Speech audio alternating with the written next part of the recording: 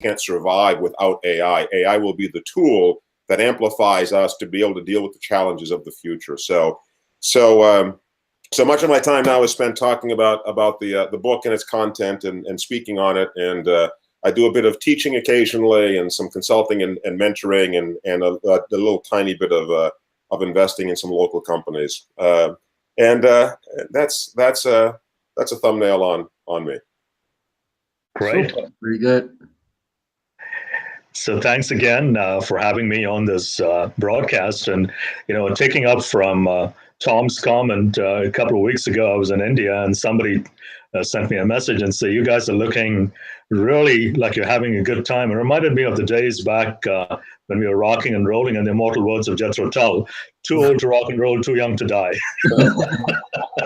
So it's all about today, right? It's all about today, and it's about how IEEE in particular has shaped who I am and where I am today.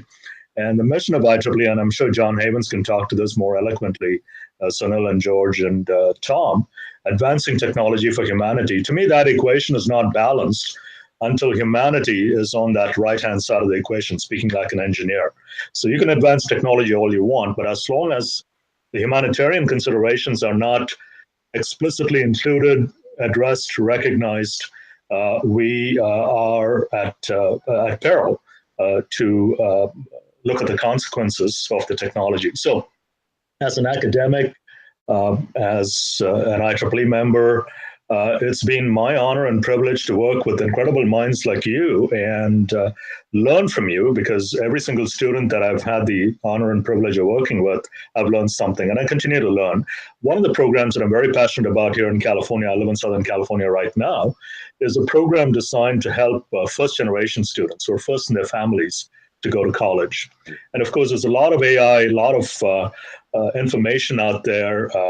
People are putting out dashboards and things like that, but the emotional component needs to be addressed in order for learning to be enhanced for students coming from these backgrounds. So that's been a passion of mine, and I'm sure we'll talk a little bit more about it as we go along. IEEE, of course, with the global initiative, is very engaged in this. We are looking at ultimately perhaps creating standards that can guide us, that can help us as we go along. I mean, this is a journey we've just started, right? I mean, this journey is just beginning in my mind. 20 years from now, if we have this Google Hangout, it'll be a very, very interesting conversation. So glad to be here. So a quick little introduction I think I'd need to do about Ramesh as well. What he has not actually touched upon is his long career till now. I mean, it's not nowhere close to an end, but he's been the dean till he took actually a sabbatical for very good reasons, that he got a lot of funding to get this EPICS program that he runs under IEEE. But he's taken a sabbatical from being the dean of engineering at California State University in Northridge, California. Am I right, Ramesh? Yes, thank you, Sunil. Appreciate it. All right, Great. George, we are on now. Yeah, so I think we should just roll along, and if John joins me, we'll just get him on board. All right. So, what do you guys think about the current state of data capturing, management, and use in terms of the emotional part of capturing emotions? So who's taking that? You already know, I have already given the introduction that I was the guy who kind of detracted and said, well, I don't know why it's being done, because I see it as a double-edged sword anyway. And I see the sharper edge actually going more towards in favor of picking out all that data and to the detriment of the people whose emotions are captured. So that's a particular view that I've taken. I'm kind of trying to rock the boat or throw a spanner in the works. So that's where I'll leave it. Now let's see where Ramesh thinks or Tom thinks it should be going. Well, one thought that comes to mind, and I'll use an example here, see the field of assistive technology engineering, which is to help improve the quality of life for people and using technology in that process. So a couple of years ago, we were working on a project, to help people who are physically challenged or wheelchair bound to be able to move, but using their thoughts to move the wheelchair. So this is an interesting project, and it came about really from a group of students that had won some competitions in robotics that said, we use headsets in our day-to-day competitions. Can we now use the same technology to be able to translate human thoughts into a motion command without any latency? Now, what I'm really proud about is that none of this data was being transmitted to the cloud and back. So they addressed the issues of privacy. They built the computing on the platform itself. So none of it was being sent outside in order to ensure that the individual had control over it. It was a very rudimentary system, if you can think about video gamers these days and how they use headsets. And they use that in the same fashion.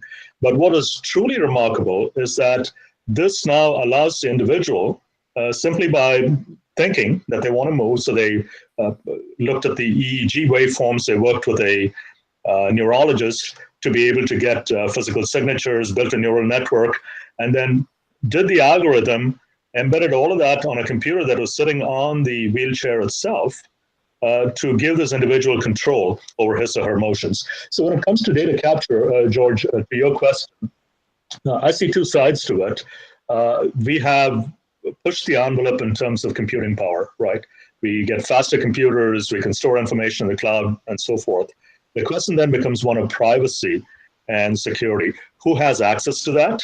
And how does the individual control that access? That to me is very important as an engineer. So when I'm designing a system, I want to be thinking about how that information is being controlled by the individual who is benefiting from that, because otherwise, in my mind, it opens the door to all kinds of other issues. Tom, I don't know if you have some thoughts on that. Yeah, so that's a wonderful, Ramesh, that's a wonderful point on which to sort of take off and segue. One of the things that we talk about in the book, in my book, Revealing the Invisible, is this whole notion of the digital self. And my biggest concern with the digital self is that today, I don't own my digital self. You don't own your digital self. None of us own our digital selves. They are owned in part by Facebook, in part by Apple, in part by Microsoft, so on and so forth. In a very fragmented way, my digital self exists somewhere out in the digital ecosystem. I'm a strong believer that in order for us to truly make the next advance in artificial intelligence, to make the next advance in how we extract value from these digital assets that we are creating through my behaviors, which are being captured, because these are assets to someone. My behavior is now an asset to someone, just not to me. I'm convinced that to make that next leap, you have to somehow give ownership of that digital asset, that digital self, back to its rightful owner. And look, we do this with property rights. We do this with every other kind of asset that we value in the developed world. Many economists will tell you that the foundational elements of any true capitalist system, a healthy capitalist system, are rights to ownership, right? Fernando de Soto, the famous Peruvian economist, talked about the fact that all advanced societies are based on this premise of the immutability of ownership. I don't own my digital self. So how can I truly have a digital future, a digital economy, if I don't own my digital self? So I think that's one very important piece of this that we should explore and talk about. The other thing I would say just briefly, because George, when you asked this question about emotions and AI and computing, my fear is no matter how I answer that question, someone will say, oh, but you're not answering the right question because it's so broad. It's such a large playing field, right? So the one thing I would say is we're already beginning to do that, but we're using surrogates of emotion. So my online digital behaviors are not really my emotions. My facial expressions are not really my emotions. They're sort of surrogates for my emotions. And at the end of the day, what makes us human is not our intelligence. It's not our behaviors. It's not the data you capture about me. What makes us intelligent is that we are emotional beings. That is how we connect. That is how we relate to the world and to each other. And ultimately, I think emotion is perhaps the single greatest thing you can know about me and be able to exhibit in connecting to me. So I still look at AI and ask myself the question, when will AI truly get me emotionally and begin to sort of exhibit emotions, not just behaviors? So sort of an advanced Turing test, the next level of the Turing test, if you will, is how can we connect emotionally with AI? Because at that point, in my mind, things have really, really changed. But boy, getting back to what Ramesh said, I sure hope that at that point I own my emotional digital self, because if I don't, it will be abused and mangled and leveraged in horrible ways I don't even want to begin to think about. Indeed. Very true. So just joining us is Omar. Hello. Hey, hi guys. I'll just do a quick intro on Omar, and I got a message from John. He's just about to connect. So Omar is a friend of mine. He's a philosopher in residence here in Netek. He's one of the original guys who started this thing, and I asked him to join us just to have his perspective on the topic. Very good, excellent. This is the first time I've heard something like philosopher in residence. I love that. I really love that. Give you the whole idea came out because I was actually the attorney in house. I was forming law, and this was a project that started up as a spin-off, and I got to find it, got to get involved, and everyone mentioned that I was like playing an entrepreneur role, and I definitely told it not necessarily. I'm just like trying to do what I think is best to make this thing come up. And then someone said that I was playing the role of a CEO, and then I'm not the CEO. I just make people think, and that's why I came up with it. You know what? I'm just the philosopher in residence. I'm the one that throws out questions and tries to make the why out of everything, and that's how we came up with that idea. And one day I just said it like, just call me the philosopher in residence, but said it as a joke. Next thing I saw it, I even had a business card with it. That's brilliant. Hey, John, how are you? Nice to see you. Nice to see you as well. So John Heavens has joined us as well. Hi, John. Yeah, how you doing? Hi, John. Good to John. meet you virtually. Yeah, sorry I'm late, but thank you so much for the invite. I really appreciate it. Nice to see you again, John. Yeah, good to see you too. So should I just throw the question around again? Because both John and Omar got here right after Right. we got the. So the question was posed is, what is the current state of data capturing, management, and use, and what do you think about it as a way to capture people's emotions?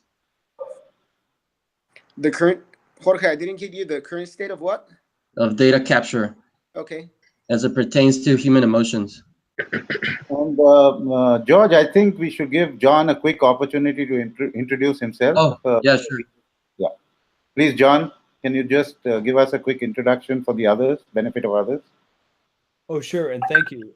So I'm executive director of a program at IEEE. IEEE is the world's largest technology association. It's in about 160 countries with more than 500,000 members. It's basically the heart of the engineering community.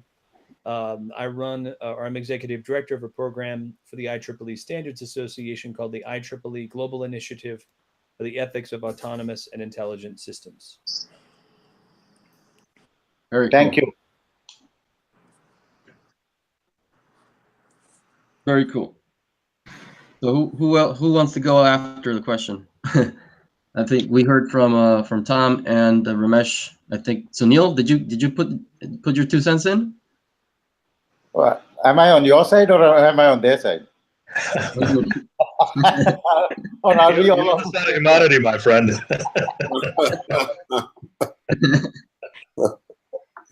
No, I think I'll pass. Whenever I already have the bad habit of jumping in uninvited. So yeah, let's flow with it. I think let's give John and Omar a stab Cool. at the question on the current state of data capture. Yep.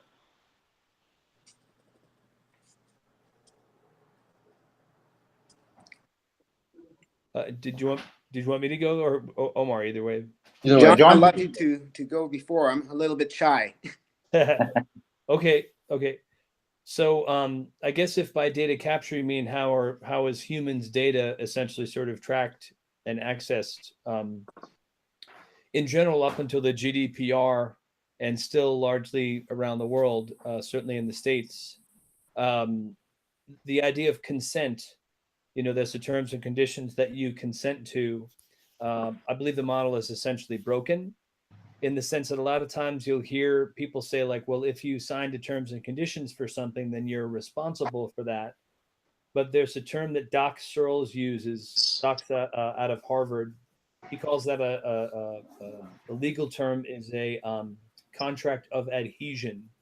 And the basic idea is it's sort of like, it's my way or the highway. You have to sign these terms or you can't use the service. Now, let me be clear. Of course, organizations and governments, what are they going to do, right? They need to have legal terms and they say, please use these terms. So I'm not saying that those are not important, but to only allow users to basically use a massive platform, whether it's Facebook or something else, it's also not a good way to imbue trust or have them use your product if they really want to use your product, but they're doing it in a way where they feel their data is going to be shared in ways where they don't understand how it's going to be used for second or third parties, and especially how it may be used for, in perpetuity, meaning for the rest of time. Especially when you hear things like, a couple of years ago, there was a famous guitar app, and to download the guitar app, you signed a consent form where for free, you got to use the app, but they accessed all of your contact database, where it's like, why do you need my contact database for me to get a guitar app? Anyway, so now GDPR is certainly help the world understand, like, here's the benefits of how to better organize data. And granted, it's focused on European citizens and all that, but it's also an opportunity for clarity for how people's data is shared, and they can give more sense of their own terms and conditions through sovereign identity structures, through blockchain, etc. And even though it's a nascent industry, the opportunity to share data where an individual can tell what their terms and conditions are means that there are terms and conditions for a government or a business, and now we can have people at the center of their data where they can express their terms and conditions.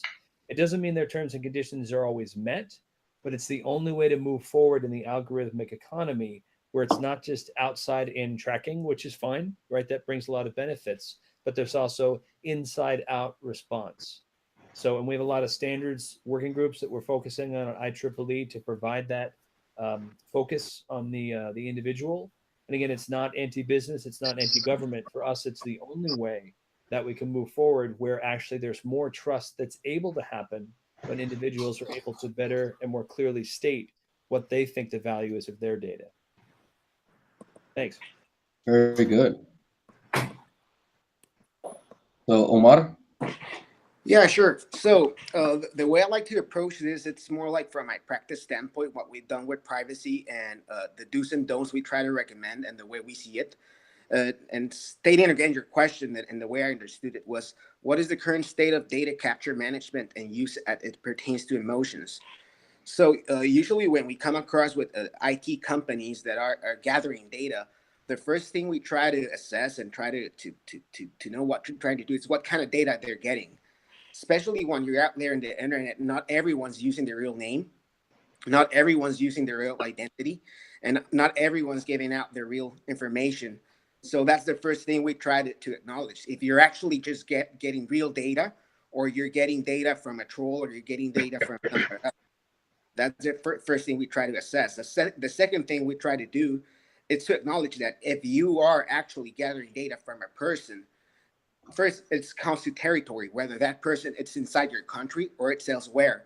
And that's where it gets complicated. Let's say right now we're in Mexico, but usually we get emails from cybersecurity companies in Spain and in the US asking with us to collaborate pertaining with certain legal issues that are coming across from those countries. So it's kind of interesting to see. You're not listening, right? Yeah, we can hear you. Okay. My apologies. So the main challenge we're seeing here when it comes to access of that information is that it not necessarily comes within just one country. Right now, let's say in this conversation, each one of us, it's in a different country.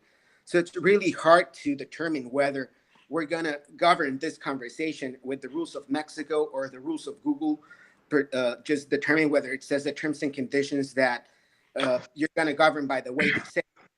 So what we try to do is just to state it, that it comes to four practical state. How the user is going to access that information. Is he able to access, once again, all that information you're gathering? 2, is he going to have the right to rectify and know where that information is? 3, how he has the right to cancel or be forgotten wherever that information was forgotten. Or 4, how he's going to oppose to say that information was not his. So the way we've seen it right now is that whether it's biometric information or whether it's personal data, it just comes to a territorial side of where was it gathered, whether it's going to be stored, and 3, how is the user then going to have the rights? So it's kind of interesting seeing that foreign companies, especially that are web-based, let's say Google, start gathering information from citizens across the world, but they're not necessarily complying with the rules within that territory. So it kind of comes to complex, especially with cell phones that are having their sensors, and those sensors are gathering information inside countries, and that information is sent back to other countries. So the approach that we see is that right now, privacy needs to become not necessarily a territorial right, but more an international law, where you have a forum which states and governs the rights of the users.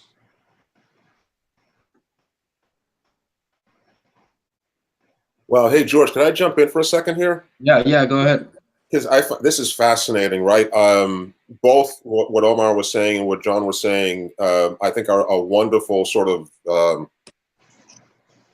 way to focus the conversation we were having at a broader level before they came on board. So we began talking about, you know, the emotional machines and the ability to capture emotions and how data feeds into that. Look, one of the things that all of us seem to keep saying over and over again, and I think it's so critically important, and John, you said this, you know, in regards to privacy and what's going on globally with respect to that in different geographies, this notion of having some immutable means by which I can not only own my digital self, my behaviors, my emotions digitally, but also associate value with that digital self, I think is an extraordinary construct. And being able to somehow conceive of that, and I'm not familiar with everything IEEE is doing, but this is a much bigger initiative, obviously, that we need to address globally. Being able to take that and create some kind of a construct globally that we can all adhere to, where I can establish a value to my digital self, and then somehow negotiate the terms of the use of that digital self and its value by others, I think is an enormous shift in power, right? Now, whether we do that through blockchain or whatever, there are mechanics here that need to be obviously figured out. But being able to do that in concept creates an enormous economic value and construct that everyone in the world suddenly has access to. It creates a whole new category of asset, a whole new economic variable.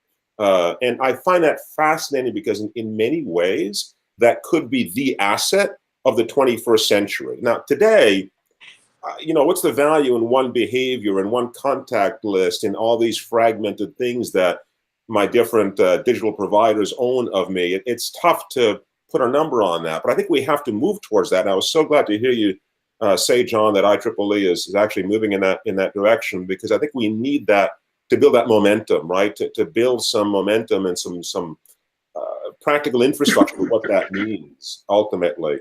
If I can own my digital self, I now have an asset that anyone on the planet could own. And I think it really radically changes the way we might look at the economy of the 21st and, you know, 22nd century, if I can even, you know, be bold enough to go that far. Mm-hmm. No, you make if I may compliment, one of the ideas and that pops into my mind right now, it's back in the day when I was teaching legal informatics, I used to tell my students about a digital, the future of a digital identity, as we have a social security number, how in the future we needed to determine a single number with a single identity that could keep track of every single thing as well you're doing, but in a secure manner as any other human right you have. Yeah. Especially because right now you're generating so much information out there, just even your family pictures. And right now, all the companies are just governing themselves within their terms and conditions, saying that whether you want to use my technology, I keep to get your data. But then that's when you have to come up with a different approach into the human rights, because the essence of the human rights, the way it was written with the essential rights we had conceived with the technology we had back in the day. Right now, that human right has increased, And as humans, we're right now not governing domains, not only in the digital industry, as well in the nano industry and in the spatial industry. So there are several things that need to govern. And in summary, it really gets what you mentioned. And the way I would summarize it, and I would propose it, was with approach of a digital identity, not given out by a nation, but given out by an autonomous entity. Mm. Mm. Yeah, just to add to that, in terms of the autonomy,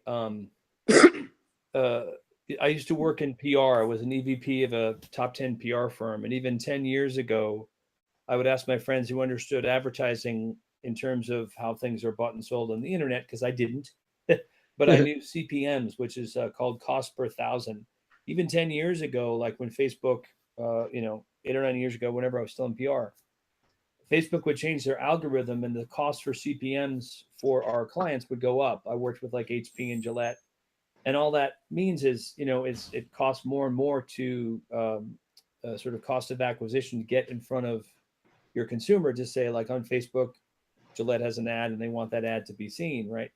But I kept telling my friends, I'm like, hey, every time the algorithm changes, our cost goes up and the CPMs become less valuable. That was a trend that didn't change.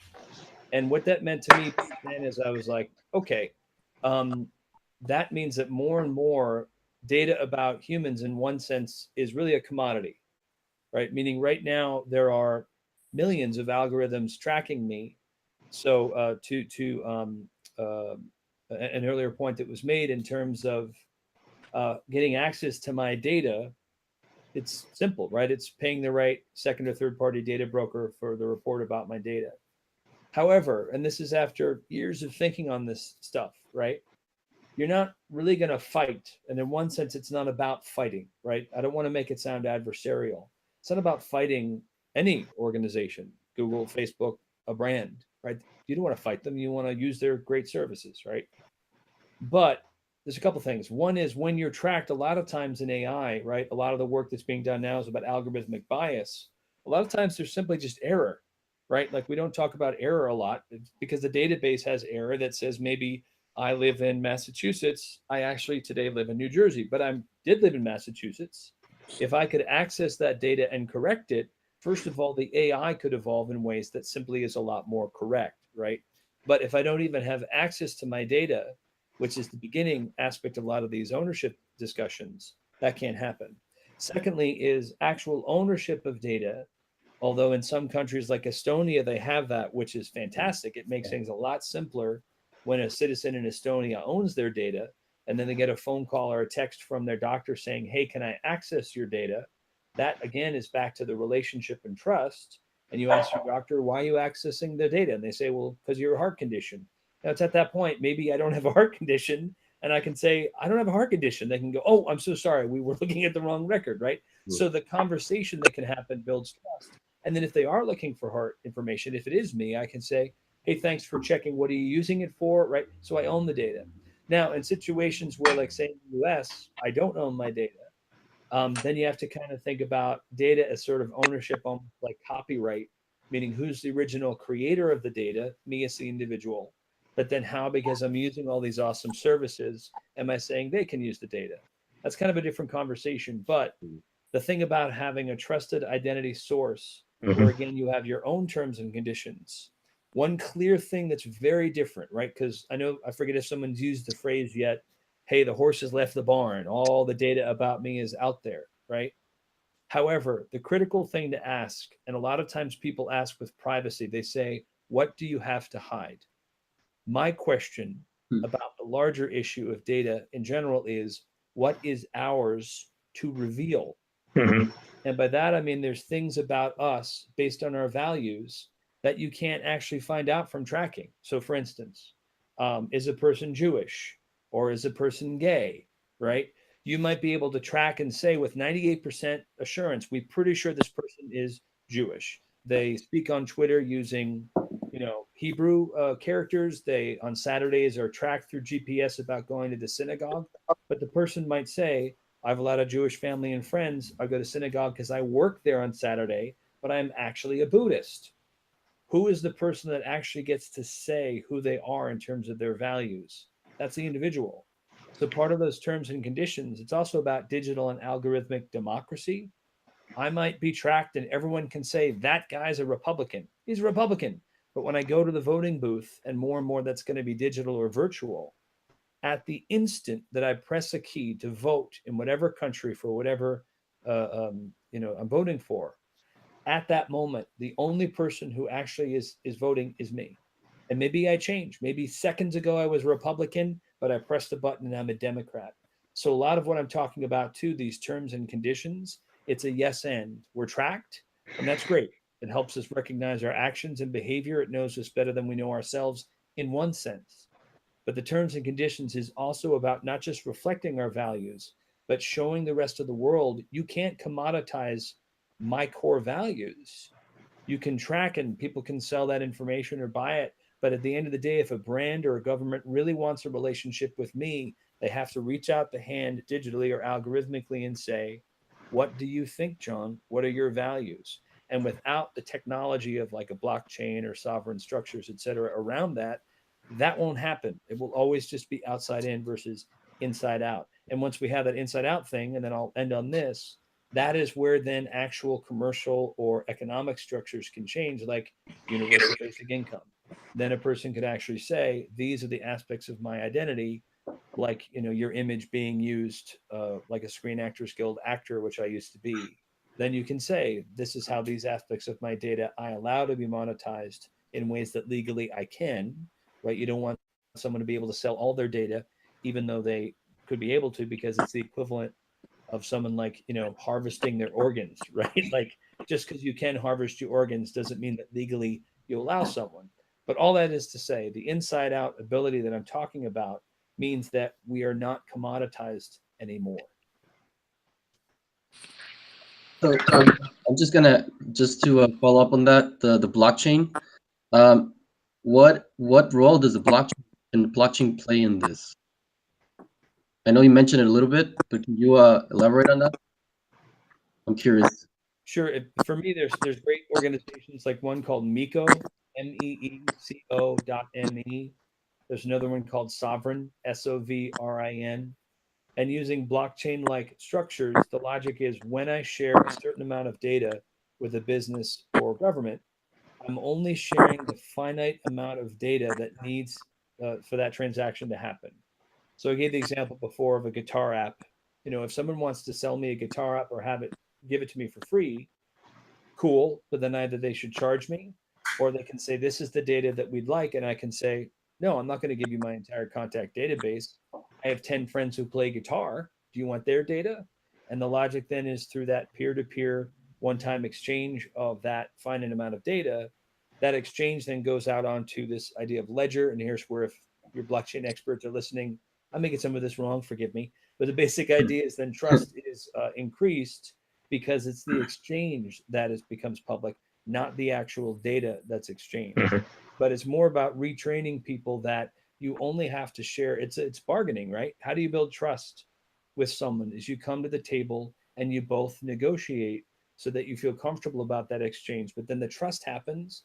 And I'm so excited for this era when we stop hearing the message of trust X organization as they protect your data. That's table stakes. It's a given. Any organization has to have cybersecurity and GDPR. That's not a differentiator. That's like saying, we don't murder people. Well, good. Glad to hear you don't murder people. That's just what you have to do. The real people who will be innovative in business are the ones who say this trusted identity, the sovereign blockchain mentality is what we're going to provide for our consumers or our citizens so they can have a voice and a genuine digital algorithmic exchange of ideas and data. Very good. Can I change tracks a little bit? Yeah. I have a funny question. So going through all this, and by the way, all this is very, very exciting and very valuable stuff. But if we were to throw a question saying that, does AI need to learn empathy? Would that be a valid question? I think it'll be incredibly valid if I can jump in, Sunil. Yep. And I'm thinking from the perspective of an educator and having worked with students, and John, again, having been vice president for IEEE educational activities for the last couple of years, where we've served an audience ranging from pre-university students all the way to continuing professional education and engineers. I know we've been doing some great work with you, developing courses related to AI and autonomous systems and so forth. That to me is one of the most important things that you hit upon, Sunil. In other words, we're born curious, right? We're all very inquisitive. And when I think about education, and you go into a kindergarten class, and the students are not afraid to ask you why the sky is blue or why the stars are bright at night. And somehow, as an educator, I'd love to see that continue throughout that student's journey, because learning never stops. Right? I mean, as Yeats had said, it's not the filling of a pail, but lighting of a spark. And can we somehow foster that using these technologies? Again, keeping in mind what Tom said about immutability, and keeping in mind that the person who is undergoing that experience still has control over their digital self, and they choose to reveal. There's informed consent. They are in complete control of how that information is presented, how it's going to be used.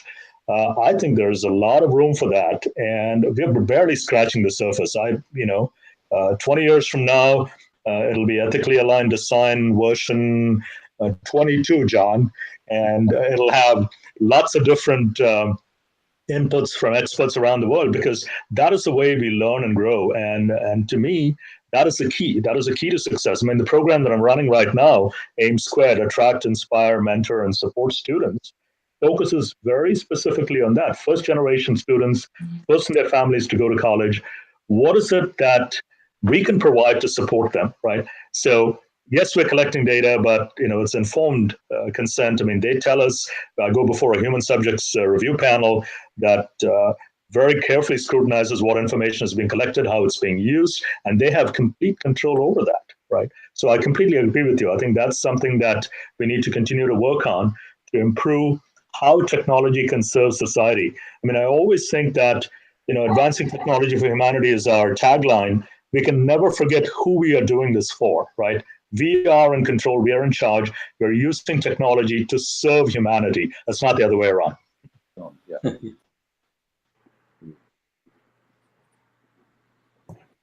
So George, come in. Yeah, I just didn't want to overtalk.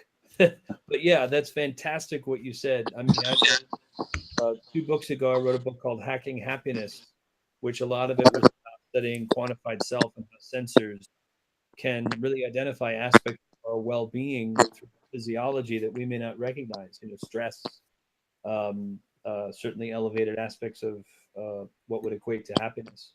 And anytime that humans can be reminded or taught sort of empathy, in the sense of, empathy, sympathy, etc., I think AI as a teacher of humans for emotional intelligence writ large is one of the biggest opportunities of the tech. And the work you're doing, I just couldn't applaud you enough in terms of especially thinking about how young people use these technologies. Emotion AI as a space. I was at a great conference that Rana El Kaloubi ran, and she's the CEO of Affectiva, and she's working with Rosalind Picard, who I'm not worthy, the sort of creator of effective computing. I think there's this big difference in robotic terms. It's called nudging versus manipulation. And robotic nudging is much like when, through Alcoholics Anonymous, you have a friend who says, hey, be careful, you said you didn't want to drink. Or Weight Watchers, you can have an app that basically reminds you, like, don't touch the cake, move away from the cake, right? This is nudging, because to your point, it's informed consent. You know how your data is being shared. You've agreed to it, right? That's critical. But then you're also allowing the sort of empathetic reminders that, hey, this is something you said at least before you did or didn't want to do. That's very different. It's 180 degrees different from when someone's data is misused, or when there's, say, a companion robot with the elderly or with kids. And even when that data is, said, okay, you can use my data for X, without that blockchain type thing where you can remove that data, right? Then that's where manipulation can happen, where, we're very easy to manipulate humans, even through unintended ways. And Yes. if you don't test these different devices, especially around kids and the elderly, then there's a good chance that they will be hurt. And again, this is when someone can, say they can have great intentions for creating technology with emotion, but, and this is also critical, if I look right away on people's boards, I go to a website and I go right to their board of directors. Do they have clinical psychologists, therapists, psychiatrists? Do they have sociologists? Do they have deep expertise in the actual formal study of psychology and humans versus like one guy who, or one woman who took like, a sociology class in college and then everyone else is technologists? That's where danger can happen. And I say this with a love for engineers and programmers. Get those people on your boards and get those people when you're designing, which again, a lot of people do that. But if you don't, then that's a huge red flag for me, because it means you're designing for humans. That's like, building for a part for a car and only having one person who actually knows about a car amongst 40 people creating a product for a car. Humans are a very specific thing to design for, especially when it comes to emotion. So I'll just put in a little, a last thought, because Tom and I were having conversation before we started, and at Netek we do emotion recognition, and I was telling Tom that one of our business partners had a good perspective on looking at this, which is, and this is somebody who's not a psychologist. He's not trained as one. But he is a human, and his comment was very human, which was, since I've been doing this, or since I've been working at Netek, I feel I'm becoming a better human because I've had to become more curious about what we're doing, and I've become more aware of my own emotions and all other people's emotions, just from the work that we're doing. And I said, and when I heard that, I was like, that's the big picture. I said, that's what we're doing. I mean, we're not optimizing processes and recruitment or stuff like that. I mean, that's something that can happen. But the big picture is, can we help people become more aware of not their emotions, but also other people's emotions? Mm-hmm. In essence, that's when transformation is going to happen.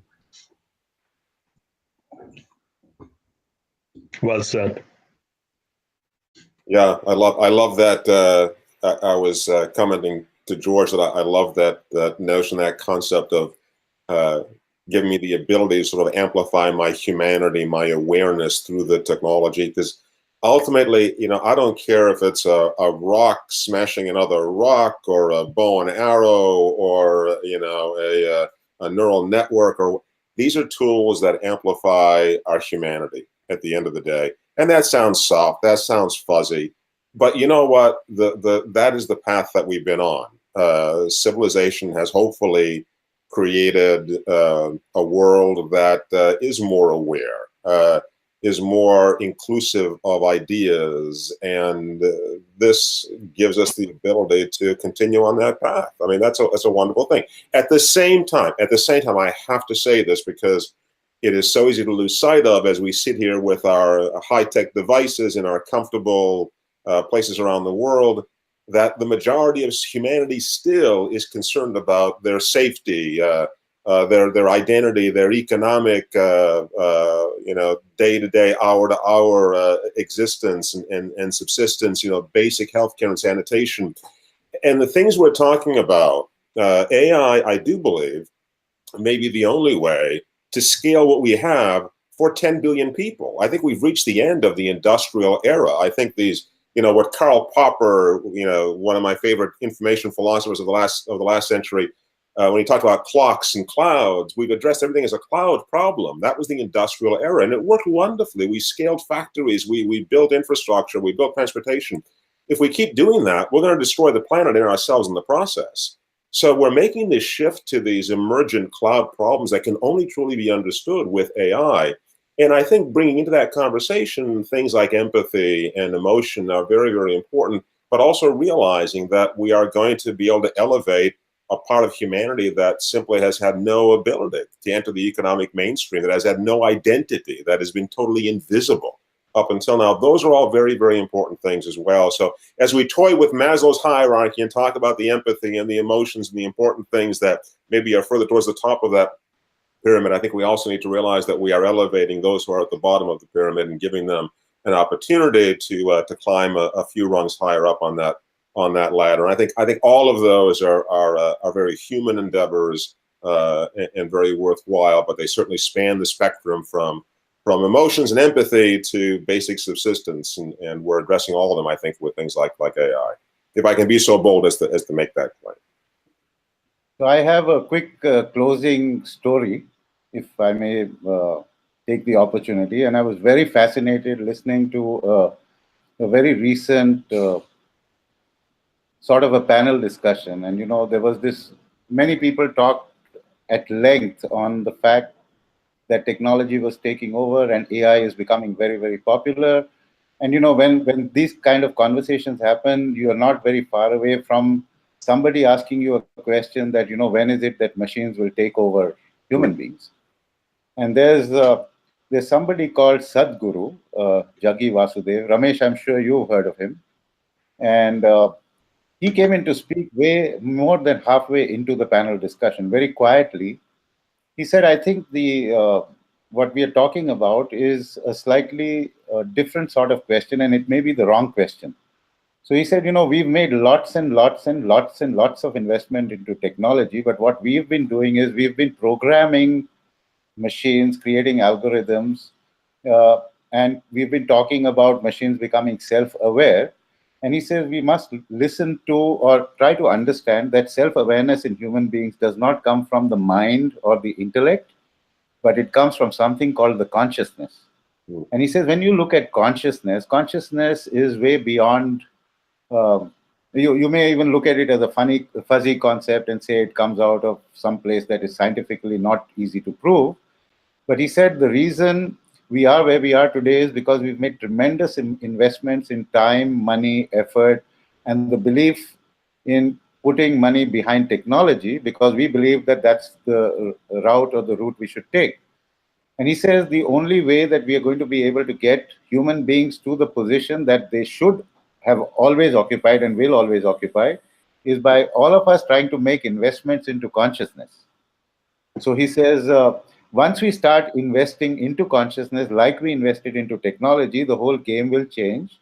And technology will then augment, instead of calling it artificial intelligence, then you will be calling it augmented intelligence, much like what they saw in the Brazil World Cup, where you had an exoskeleton, where a completely paralyzed physical being was able to kick the ball off. You know, so I mean that's like the big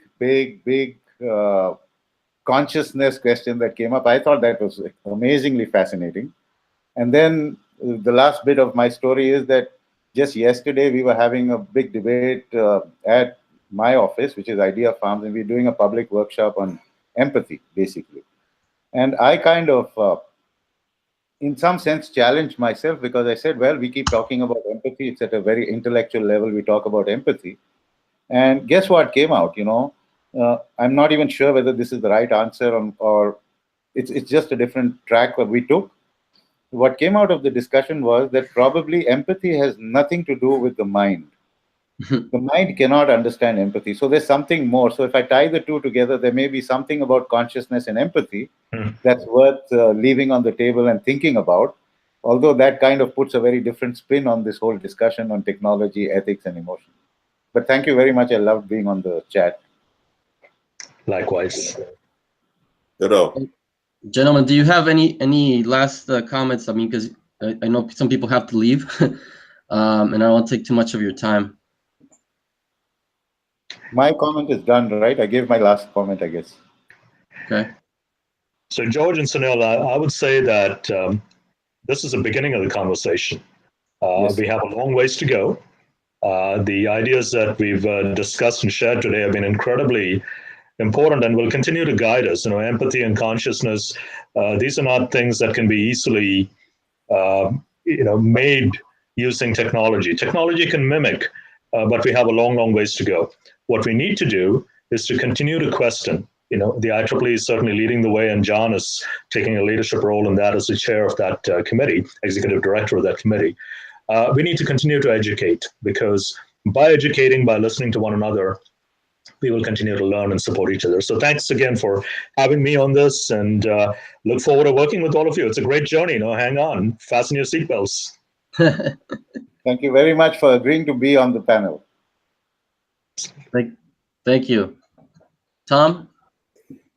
So it's wonderful to share time with such brilliant minds. I am humbled and awed and fascinated all at the same time. Look, at the end of the day, the only thing that to me is certain is that I will be surprised in ways that I can't even begin to conceive of by where this technology will take us, and ultimately where we as human beings will evolve because of it. The journey for me is never long enough. I'm always wondering what's beyond the next horizon. And right now, I'm lucky if I can see 5 to 10 years out into the future, much less 20 to 30 to 50, which is probably going to take. But hopefully, with the assistance of some of this technology, maybe we will all live that long, and we will all maintain our youthful curiosity as we continue on that journey. It's fascinating stuff. Look, I think at the end of the day, the net positive, there will be negatives out of all of what we talk about. There will be threats. There will be a lot of things that we can be fearful of, but it's always the net positive that moves technology along. And that net positive, that slight profit that we eke out of technology and progress, is all we need to keep moving forward. And I think we're certainly on our path to doing that. Thank you, and good luck for your book, Tom. Thank you. Indeed, yes. looking forward to more comments from all of you on this. I'll get copies out to everyone too. Please send me your addresses via email so I can get a copy to you. Thank you very much for having me on this. Thank you so much. Thank you so much. My pleasure. All right. Thank you. Well, thank you, gentlemen. Everybody. John, Thank you, okay. So, John, any closing comments? thank you so much for having me on the show. And again, echoing also, fantastic to hear all these awesome viewpoints and brilliance. In my last book, I used a question that I'll leave everyone with, which is, how will machines know what we value if we don't know ourselves? And I asked that question because the technology is glorious, what it can already do. And I think when amplifying our willingness to be introspective is a fantastic tool. I think for the technology that we even have today, it's not even AI. The temptation for humans, I know for myself, I get off this call and my kids will be around later and I'll be checking my email instead of speaking to them. And I think the question right now today for society is, on an individual level, but then also societally, is what are the things that we don't want to necessarily give away, right? Like we use GPS for driving. I don't think anyone's lamenting paper-based maps. You're not sitting there saying, oh no, I missed maps. But how that actually drove our car, the same types of technologies can drive our lives, and that can be very good. But I think the thing that we have to be careful of is sort of waking up 5 or 10 years from now and saying, I didn't even realize that was, quote, taken from me. I didn't mean to give it away, and that may be too late. So these types of conversations and the work that we're all obviously working on together means that effective computing, AI, is something that can be additive to our personal introspective journeys versus something that may influence the point where it is manipulation, as it were, not evilly intended, but something where we aren't giving ourselves the time and realizing the worth that we have as individuals, so we can say, well, these are my values, so that then when the technology comes in, it really mirrors what we already have decided and amplifies it versus confuses.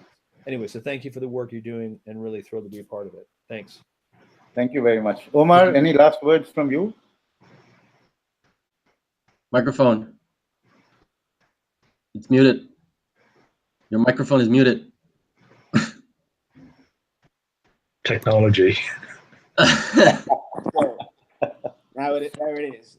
Yeah, so I was telling guys that I learned a bunch from everyone. I was trying to be a big listener more than a big talker. And I'm pretty sure Jorge is impressed. I'm usually the one that talks a bunch in the group. Right now I was trying to follow, and a lot of interesting information. And I'd just like to make my statement, like from a company standpoint and kind of the thoughts I share out with the group. What we do, it's emotional AI, and it started out gathering EEG information to measure emotion. And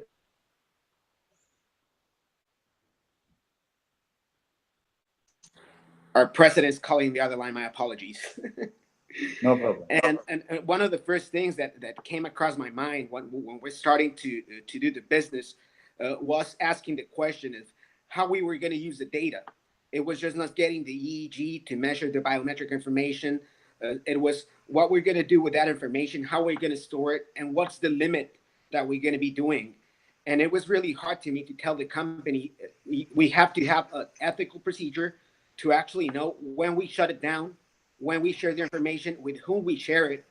And even we came up with the idea of forming a new nonprofit, which we call the Emotions Observatory, just to give it out to the academics and ethicists to make the right decisions of how this information is going to be shared.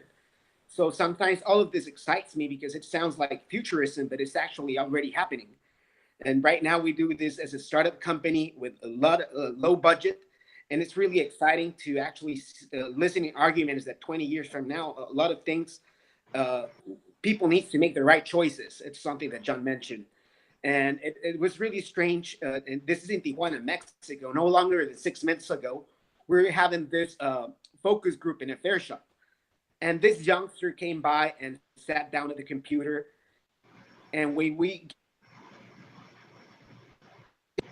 we gave him out the privacy statement, letting him know what we're going to do with information, it was kind of interesting that he just kind of looked at me and say, "This is the new world order. I'm not doing this." And he stopped and walked away.